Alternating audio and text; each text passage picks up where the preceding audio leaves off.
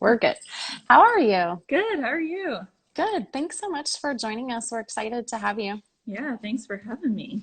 Yeah, well, I'm just going to let people remind people what we do. So we meet just twice a week for about 10 minutes and chat with different partners at Nexus to provide information that we think can be helpful for their business or for stuff that they're working on at their work. And so it's not just about this live moment, but we also post all of this video content for people to see later. And we found that it's been super valuable for our community. So we're glad that you could jump on. That's awesome. So tell us, Lauren, a little bit about yourself, because some people at Nexus have seen your work, but they've never seen your face. So tell Yeah. people about who you are and what you do a little bit. So I am a graphic designer and web designer and do all sorts of design work. And I guess it was about two and a half years ago, I took the leap and fully went into business for myself. And so that was scary and exciting at the same time. Yeah, But yeah, I've been doing that for working under Orange Moss Creative for about 2.5 years.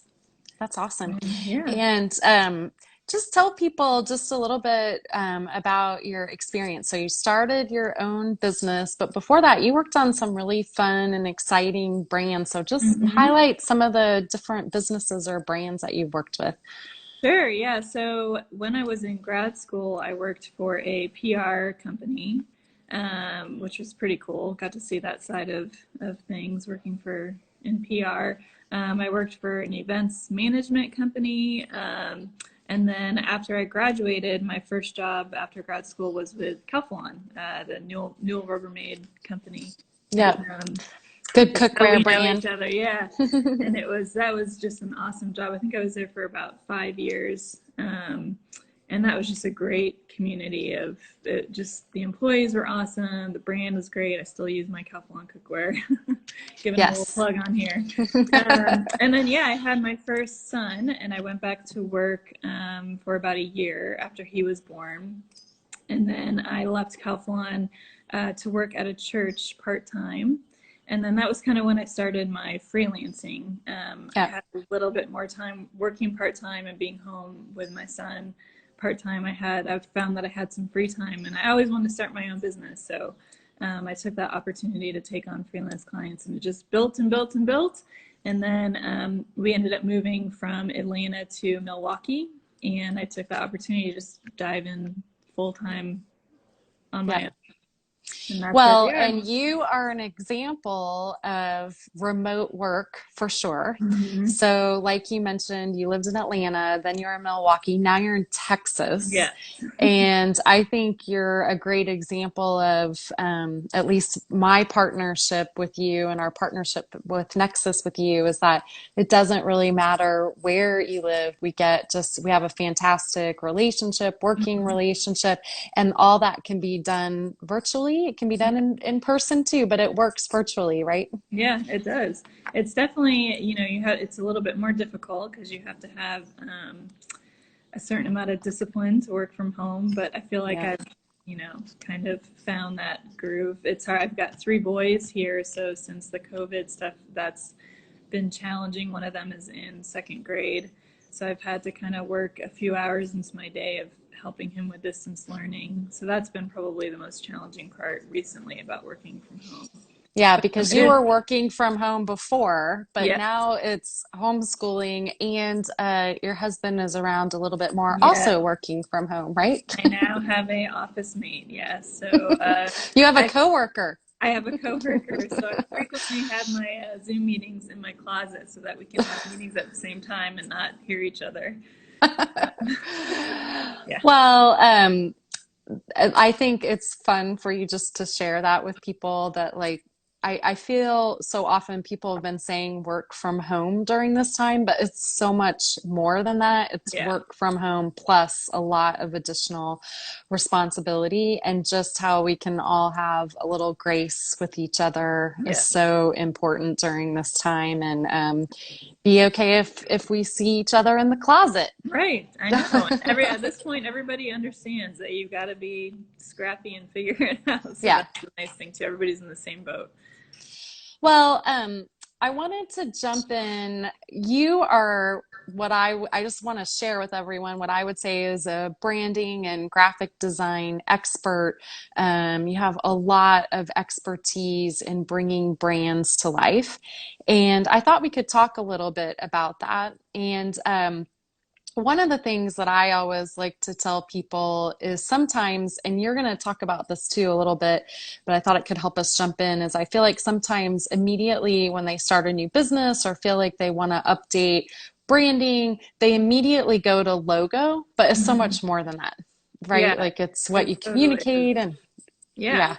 yeah, Yeah, you're exactly right. When people think of branding, they think of their logo because that's like the face. When you think of your company, that's what people see first, and they see that yeah, implemented in your website and your brochures and stuff like that. But prior to that, you have the internal branding too, which involves things like your vision, your mission, your messaging, who's your target audience, and all of that is going to drive. It should, if you want a successful branding, it should drive what the logo then looks like, what your visual brand looks like, and that's the external part, what you're showing to the world. So you might not, put in writing what your internal mission is to your customers. That's something that you might keep internal.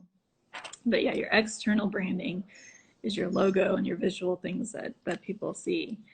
Um, yeah, yeah, that's great. your face. So talk a little bit about, right now it could be challenging for people to say, hey, I want to invest in my brand. Mm-hmm. I own a business, but there's challenging pieces of it.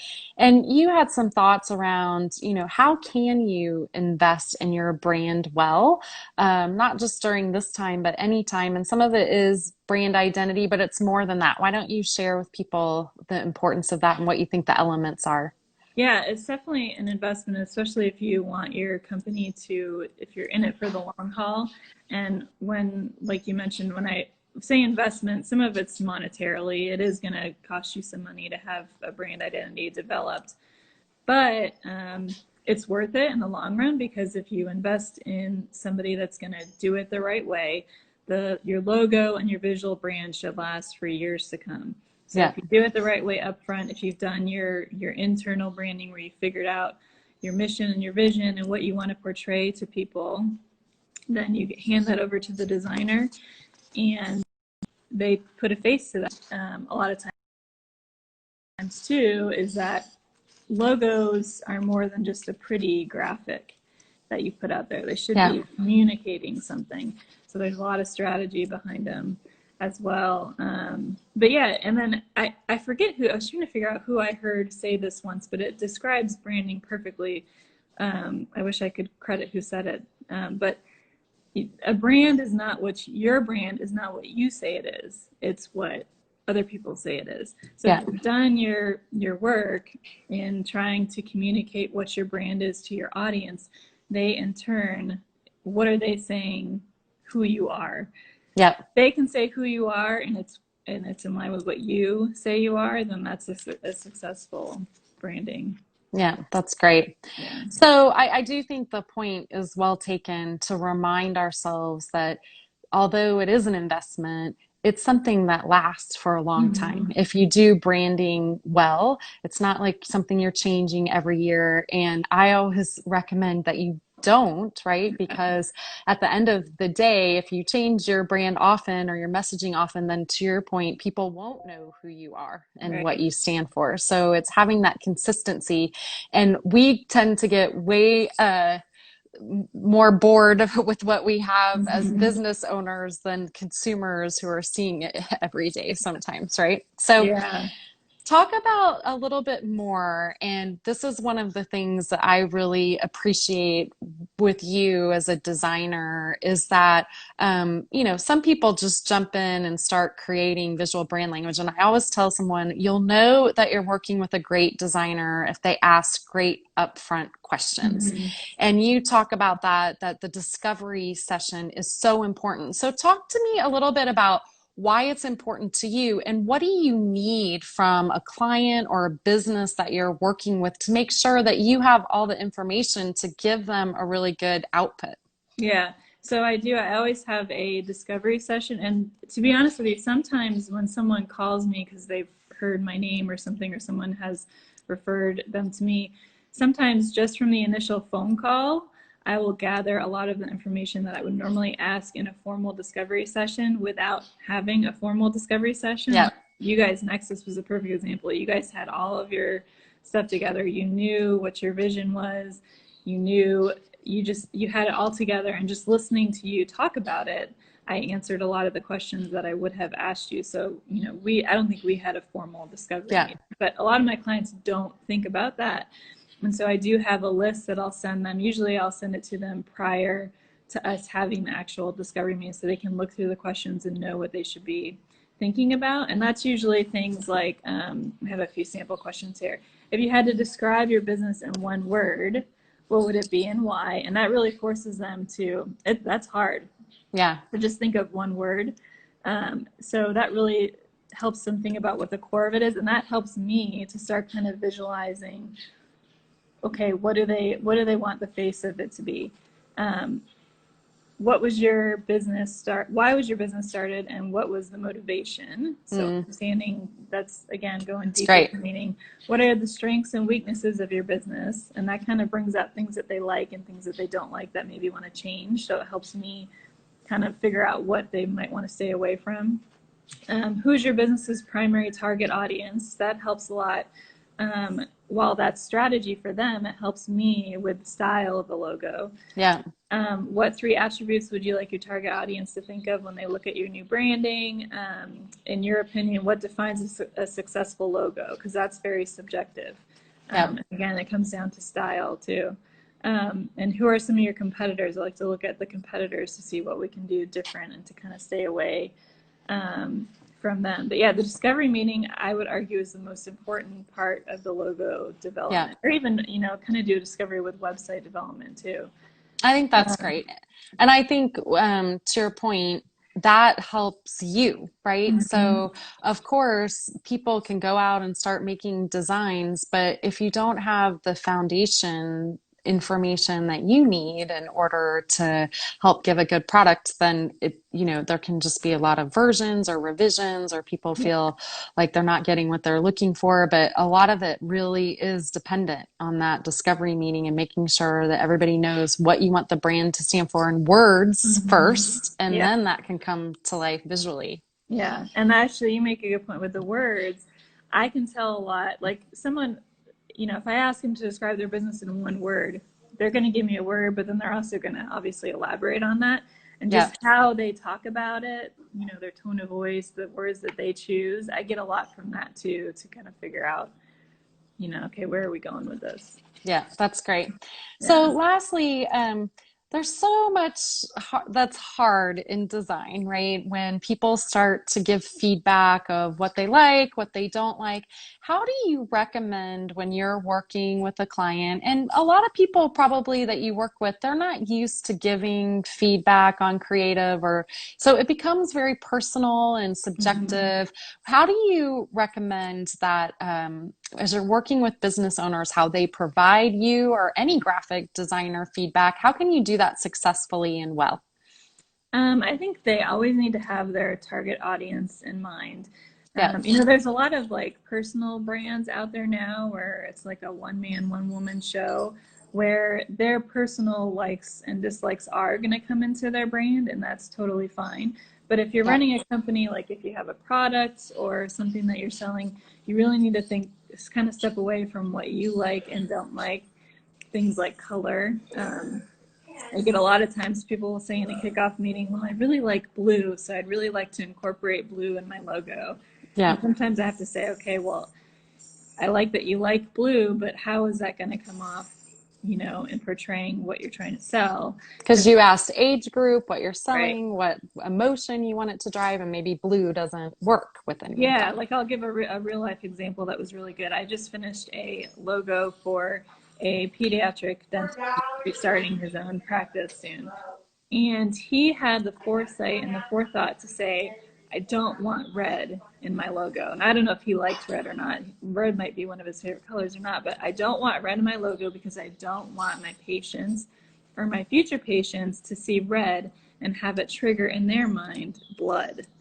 I don't, Mm. people already have a fear of dentists. I don't want them to Yeah. come in and have like that I need additional something feeling of anxiety. calming. Yeah. Yeah. So that Yeah. was really smart on his part because, some people love red and some people don't, but what's it going to make your customers feel like? Yeah. So That's that's a great. good real life example. That's really good. Well, I think this is super helpful. And I know that during this time, everybody is in sort of different stages. Some people are, in the midst of trying to figure out how to change their messaging or do something different with their business. But other people, and I just read an article, like now could be a great time to start a Mm-hmm. business. Maybe you've had an idea that's brewing and now it even seems more relevant based on needs that people have. And so, if people are looking to start a new business or just want to update or refresh their brand or have other things that they're working on from a graphic design perspective, why don't you just tell people who you are, how they can find you, and we'll make sure to drop it in the comments as well. Sure, yeah. Just to reiterate, I'm Lauren, and my company is called Orange Moss Creative, and I do brand identity, which includes logos, websites. I do all sorts of marketing materials too, brochures, business cards, anything that visually gets your brand out there. So yeah, you can find my website is orangemosscreative.com, or I'm on Instagram and Facebook. My email is on my website if anybody wants to reach out. But Great. So we'll drop all that in the comments and we're going to share and post this video on all of the Nexus sites. And like I mentioned before, Lauren's been an awesome partner with Nexus. So she's helped us with our website, with logos, with Collective Cafe as well. Many people know them. And so she's just been just a great partner for the Nexus community. And we'd love for her to be able to help you if you need it as well. yeah, thanks, Christine. Yeah, thanks for joining us today, and I hope you have a good one. Of course. Yeah, you too. See ya. Bye.